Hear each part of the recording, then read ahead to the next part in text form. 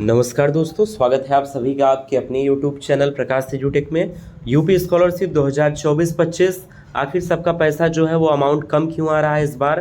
देखिए, हर बार क्या होता था, जनरली कैटेगरी वाइज छात्रों को स्कॉलरशिप दिया जाता था कोर्स वाइज, मगर इस बार जो स्कॉलरशिप दिए जाने का सीक्वेंस है वो अनएडिक्वेट है, जिसका मतलब है कि चीज़ें मुनासिब नहीं है। सारी चीज़ों को मैं बताने वाला हूं कि इसको लेकर समाज कल्याण विभाग के अधिकारियों का क्या कहना है कि अमाउंट कम क्यों आ रही है और क्या सेकंड इंस्टॉलमेंट आएगी। सेकंड इंस्टॉलमेंट आएगी तो कब आएगी, और उससे भी बड़ी बात कि कल बड़ी संख्या में छात्रों की छात्रवृत्ति भेज जानी है। सारी चीज़ों को कवर करूंगा एक के बाद एक, लेकिन उससे पहले आप चैनल को सब्सक्राइब कर दो, जिससे कि आने वाले समय में कोई भी इन्फॉर्मेशन आपसे मिस ना हो। तो कई छात्रों का कहना है कि सर हमारा जो स्कॉलरशिप का अमाउंट शो हो रहा था पीएफएमएस पे, वो रिजेक्ट हो गया है, क्या होगा, कैसे होगा। हताश नहीं होना है दोस्त कल, क्योंकि कल जो डेट है वो है 20 मार्च 2025। 20 से लेके 22 3 दिन इंपॉर्टेंट क्रूशियल डेट रहने वाले हैं यूपी स्कॉलरशिप के लिहाज से। तो आपको बिल्कुल तैयार हो जाना है छात्रवृत्ति के लिए। अगर आपका फॉर्म वेरीफाइड, आपके परसेंटेज 60% प्लस हैं, तो इस बार आपकी स्कॉलरशिप जो है वो ज़रूर आने वाली है।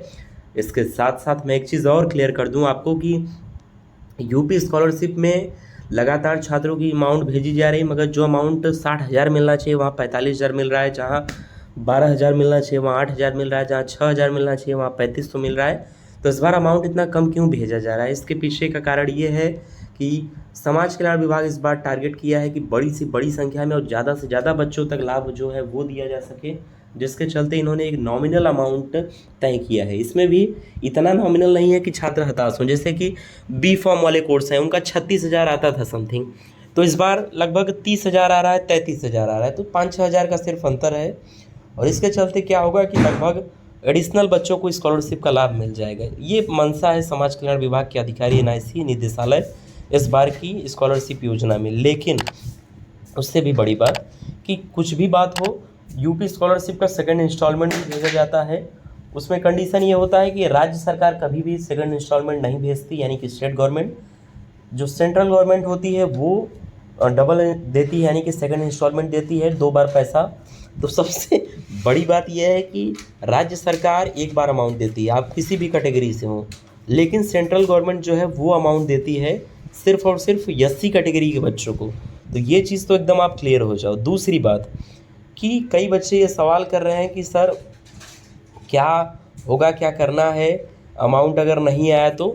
देखिए, वैसे भी लगभग 31 मार्च तक आपको इंतज़ार करना होगा। भले समाज कल्याण विभाग ने ये डेट दे दिया कि 22 मार्च 2025 के पहले तक हम सभी पात्र छात्रों की छात्रवृत्ति उनके खाते में भेज देंगे, मगर फिर भी जो हकीकत है कि ईयरली कैलेंडर का वार्षिक ईयर जो होता है वित्त मंथ, वो 31 मार्च होता है। तो 31 मार्च तक आपको इंतज़ार करना होगा। मोस्ट प्रोबल चांस है लगभग 80% जो पात्र बच्चे हैं उनकी छात्रवृत्ति अगले 3 दिनों के अंदर उनके खाते में भेज दी जाएगी, जिसकी शुरुआत 20 मार्च 2025 यानी कि कल से हो जाएगी। चलो, तो फिलहाल के इस वीडियो में इतना ही। कई सारे कमेंट्स आ रहे हैं, कमेंट्स का मैंने पर्सनल रिप्लाई कर दिया है। इंस्टाग्राम पे जिन्होंने भी पूछा उनको भी रिप्लाई कर दिया है। अगर आपका कोई सवाल है तो आप भी पूछ सकते हो इंस्टाग्राम पे फॉलो करके।